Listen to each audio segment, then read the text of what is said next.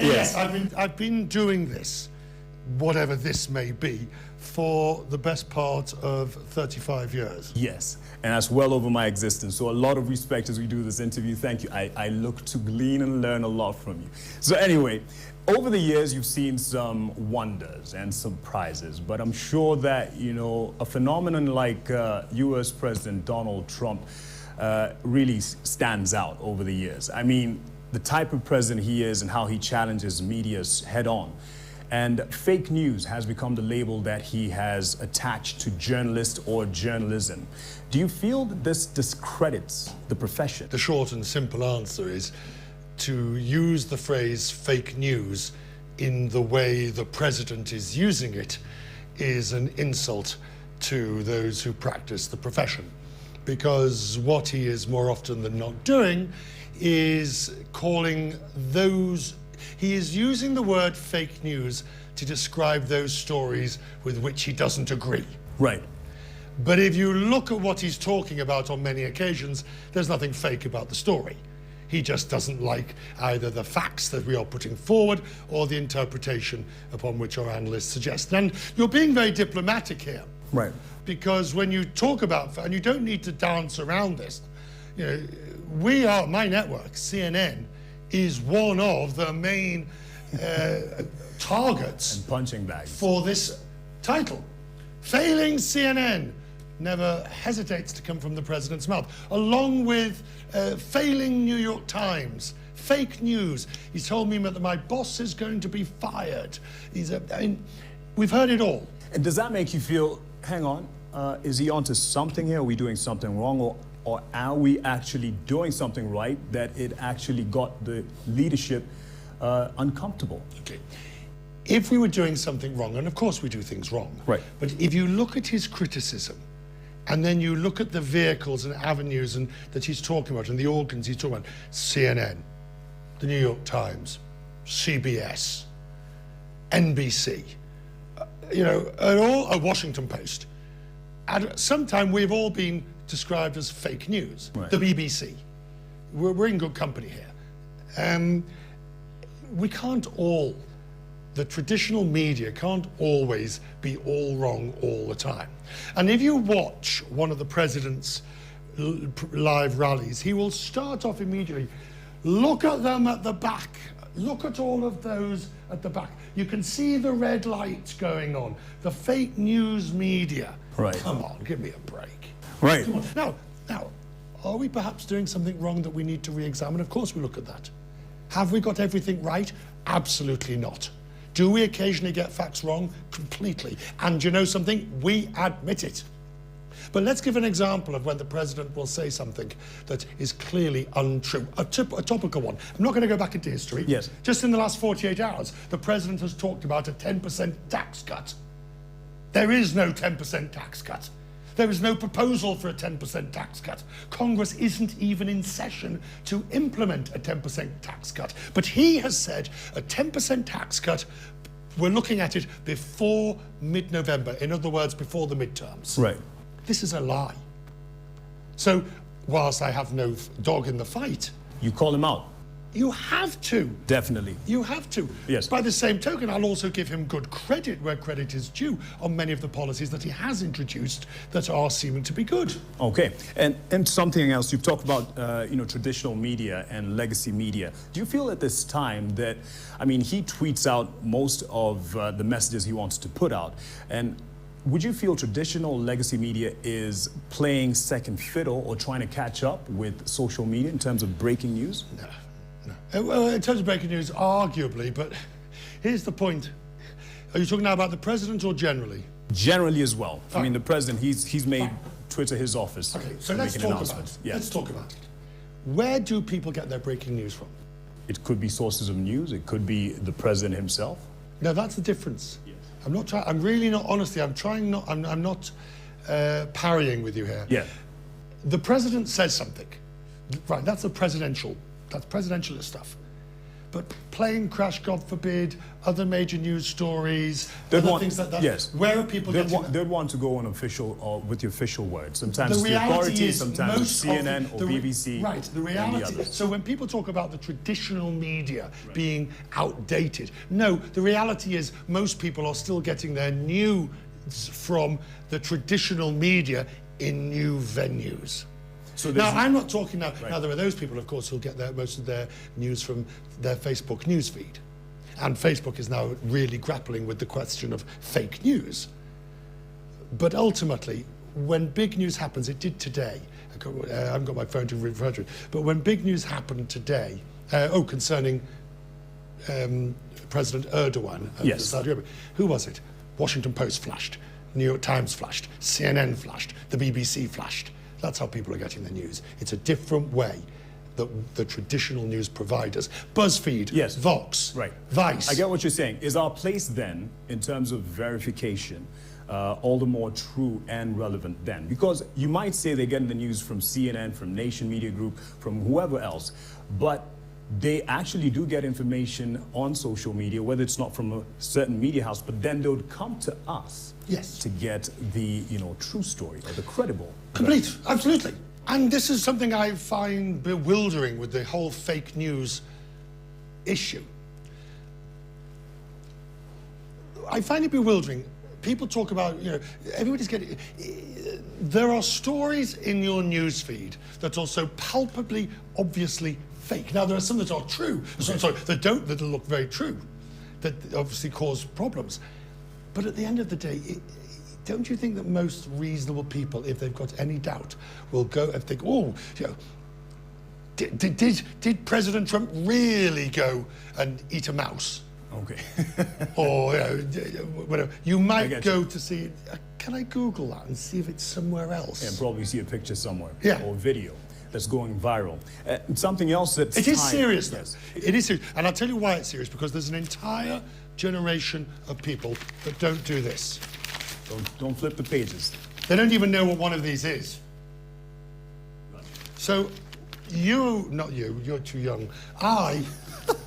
Oh, you got it back. Yes. I grew up with, what does it say in the paper? Oh, well, that's clearly true. But Richard, are we then saying, or are we at least trying to ignore the reality that perhaps this hard copy newspaper is being replaced by the online versions? Much as you like the newspaper, and I brought you actually two, this is like a souvenir for you. I know you love newspapers. But much as you like newspapers, people, the masses, the young folk and the audiences are moving online, what they can get here. Right, and therefore, the importance of the traditional and let's get rid of that word traditional, because there are plenty of good Mainstream? No, mainstream. BuzzFeed, Vice, Vox, HuffPo, any one of these will tell you what's happening in an honest and credible way, and if they get it wrong, we'll go back and correct it. Okay.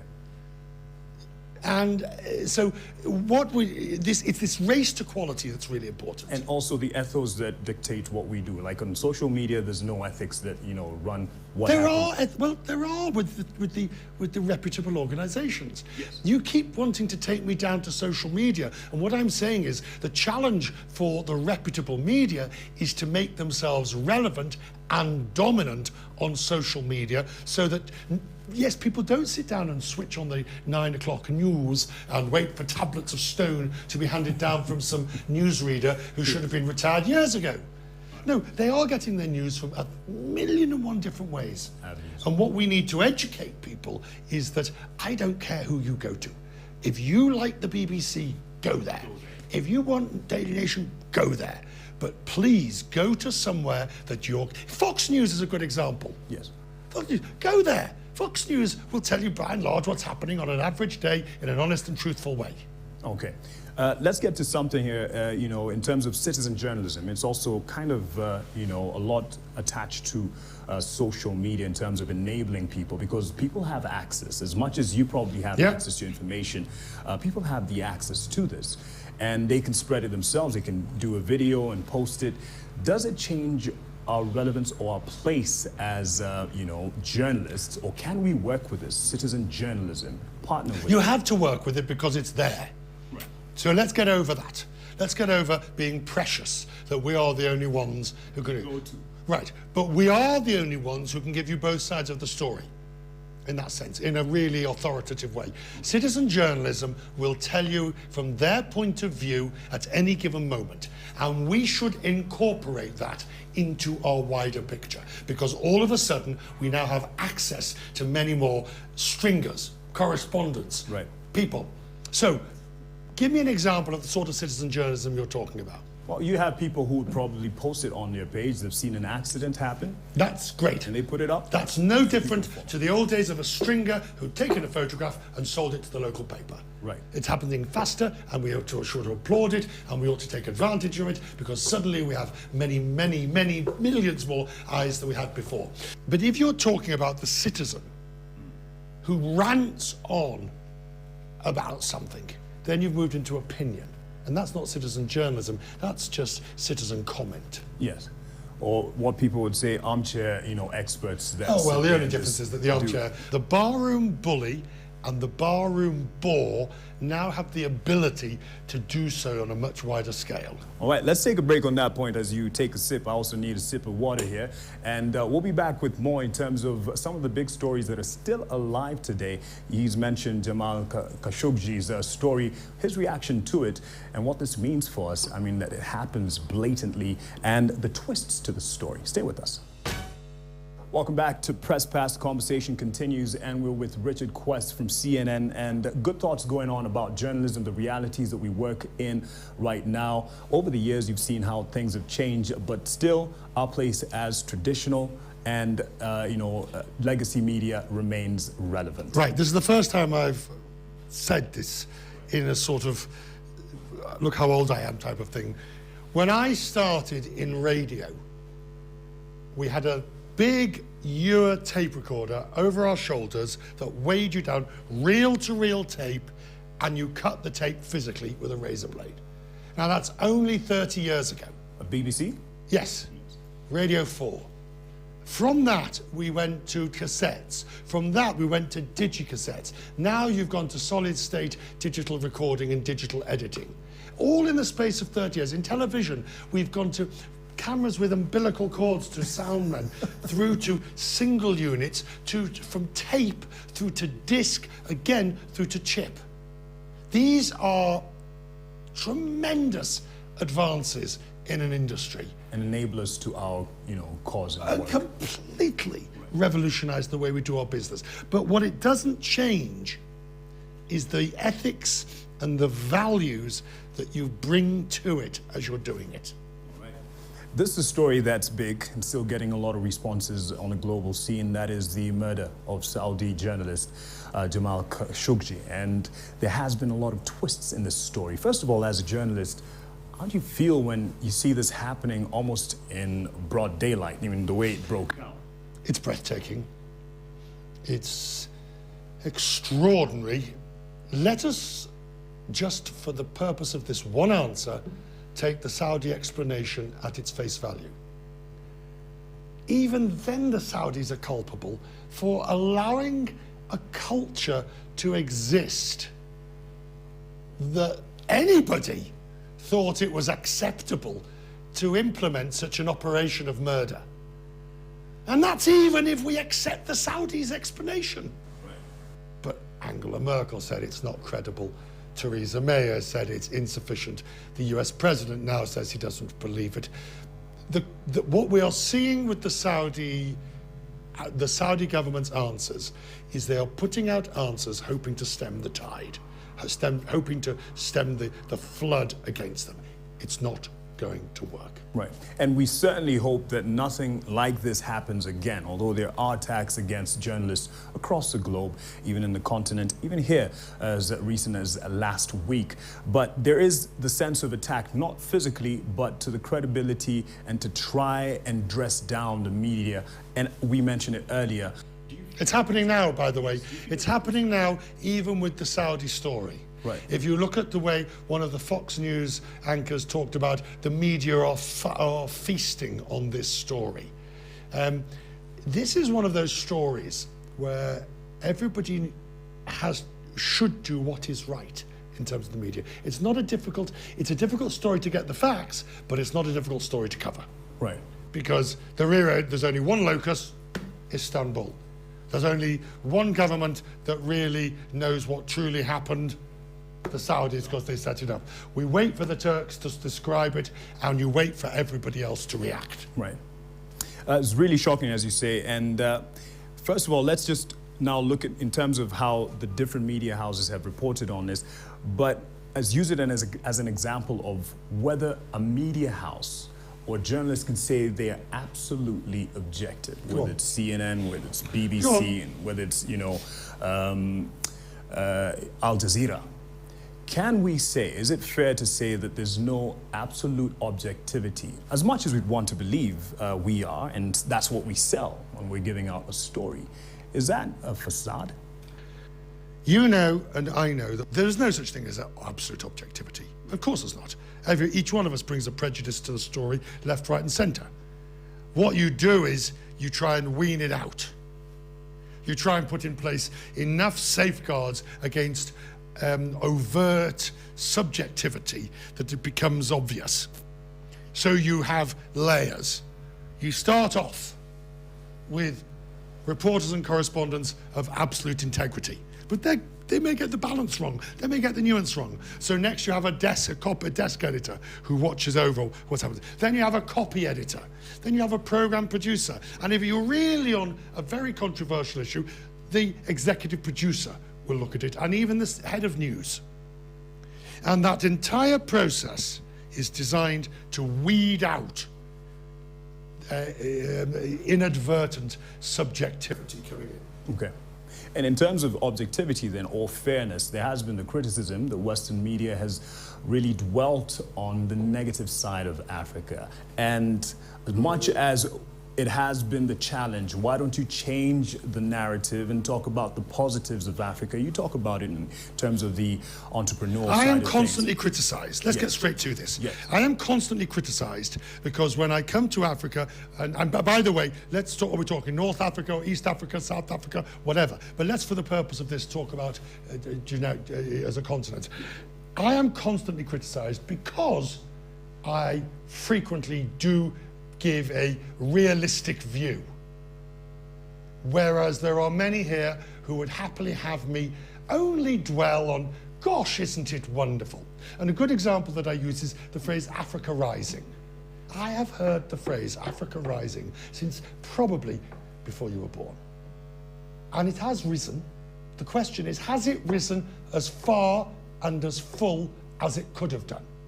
Or has there been inherent mismanagement and corruption and civil war within Africa that many people would like to turn the other way from? So here in Kenya is a really good example of what we're talking about. I'm on the Kenya Airways flight from Nairobi to New York. I'm witnessing the excellence of the Kenyan economy. I'm seeing how, the possibility. I'm seeing M-Pesa everywhere. So yes, we're reflecting that. But hang on a second. Don't I also have to reflect when I'm told that I'm hearing that there are more cases, people feel corruption is worse than it's ever been? Do I not have to talk about that as well? Definitely do. Do you agree with those who say, though, it has been an easier sell for the Western media to sell Africa? It's a sexier story when you have the bloodshed, when you have the famine and drought. So what would you like us to report on instead? Since the incidents of good governance seem to be few and far between, since there in the instances where it works. Hang on, we do point out where it works, frequently. Right. But let's talk. So, for example, we do talk about when there is a peaceful transfer of power without bloodshed, because everybody's so surprised. And we'll talk about this as the first time it's happened. But if you take, for example, Zimbabwe, which for decades was allowed to fall and lapse into the worst form of mismanagement, corruption, and despair, and you have other African leaders seemingly willing to conspire or at least acquiesce in that, is it not our duty to point that out? In the same way as it would be in Latin America or in Europe. And I agree, it is absolutely our duty to point the spotlight at Poland at the moment in the European Union, or Hungary and the Orban policies there, or Maduro in Venezuela, or wherever else it might be. Right. And in terms of challenging then media in Africa, journalists in Africa, who would sometimes call for a change in the narrative to positive, what's the challenge Get real. of you, yes, selling this story of Africa Get real. to the world? Get real. Yes. There are two conversations that you have with anybody in many of these countries. Right. The first conversation is what they will describe and tell you publicly. And then the second conversation is what they say to you, but I can't say that because of X, Y, Z. Yes, and not on I'll record. lose my job, or Yes. I'll be told not to say it, or the owner's boss is, or the government won't like it. Correct? Right. And it happens in this country too, but not as much. And before anyone starts criticizing the legitimate Western media for putting a spotlight on certain unpleasant practices, corruption, bribery, famine, civil war, wreaked upon their own people by their own leaders, then I suggest you look at that before you start criticizing whether the West comes along and actually makes a few hard points about this. Yes. We are well and truly pointing out the growth and opportunity of Africa. It's everywhere to see. My fear is, in my coverage, that once again, Africa risks screwing it up. The opportunities given by the fourth industrial revolution are tremendous. The innovation as a result of technology, how Africa handles this opportunity to actually get to decent economic growth, that, sir, will be the test of journalism. All right.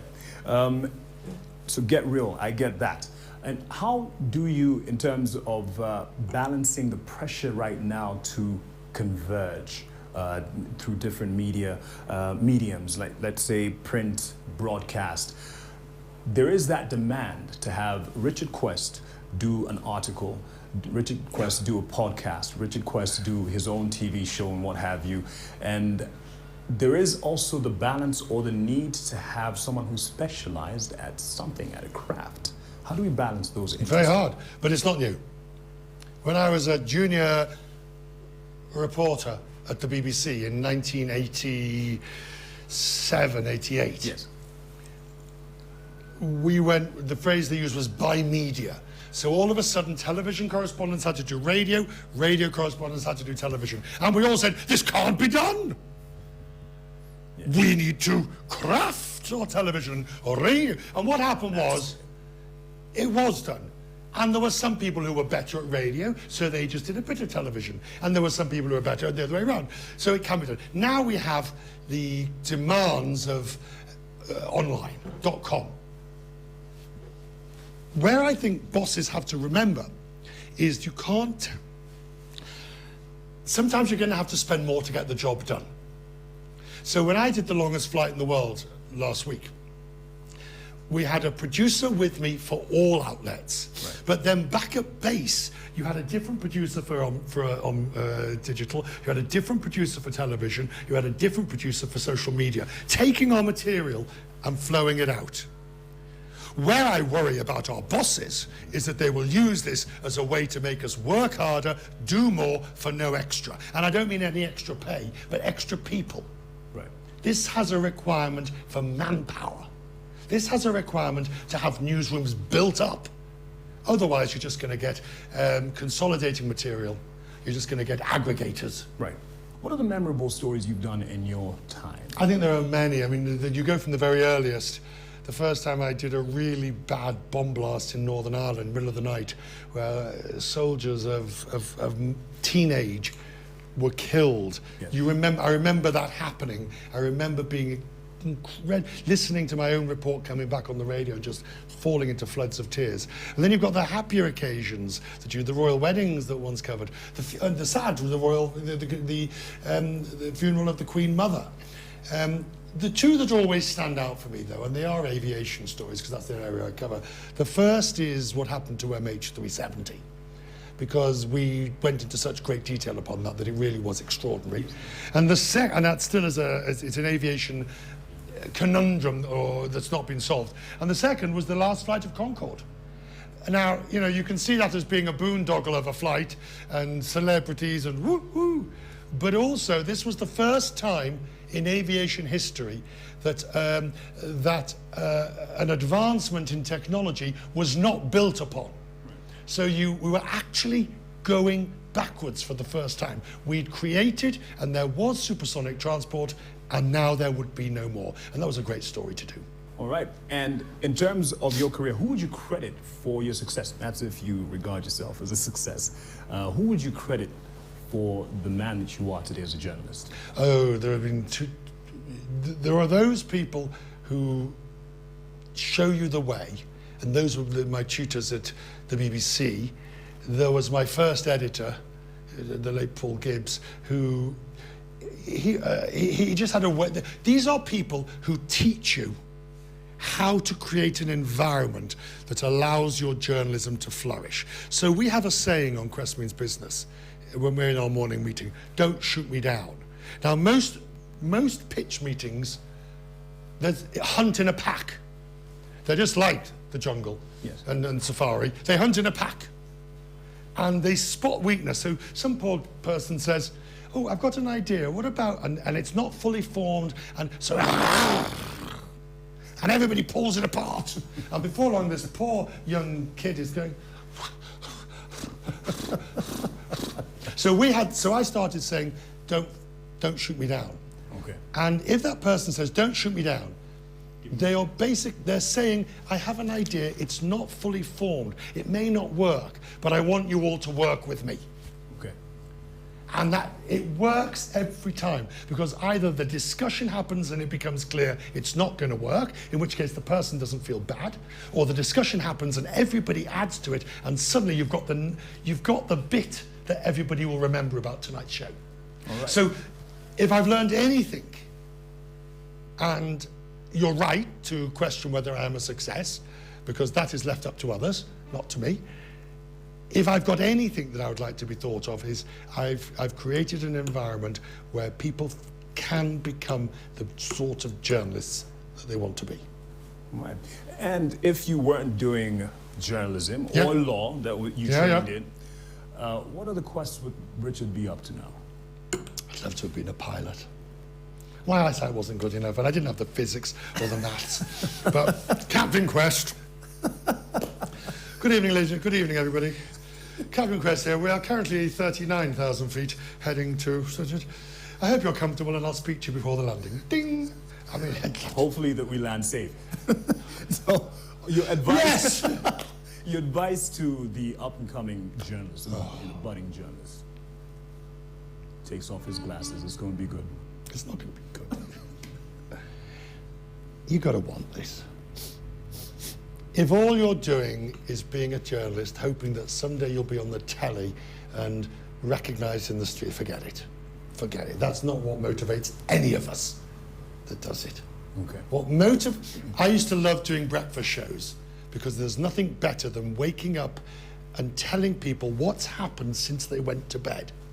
Journalism is basically verified gossip. All right? I am no different to the old washing woman who stands over the garden fence and says, oh, have you heard about her at number 43? And as for him at number 56, well, I heard that he does X. And all that happens with journalism is you verify that it's true and you tell people why it's important. Right. And if that doesn't excite you, there are plenty of other jobs that can and will. Richard Austin Quest, thank you for your time. Really enjoyed it. Sorry, that's just a penny. You can leave it there. Just a penny? Just a penny? So actually just a 20 bob. You can keep it. That's actually a souvenir. Thank you so much to Richard Quest and the team that has backed 20? him up. Yes, 20 You shillings.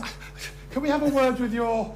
Can we please have My a boss, word he's still with around. the boss if he's still around? This won't even buy me a cup of coffee. Yes, and on that note, on my broke note, we'll end Press Pass. Thank you for watching, and my name is Mark Masai. You can sign off. And I'm Richard Quest in Nairobi. Whatever you're up to in the week ahead, I hope it's profitable. And I'll see you somewhere. We don't have the bell, but hey. Get me the bell.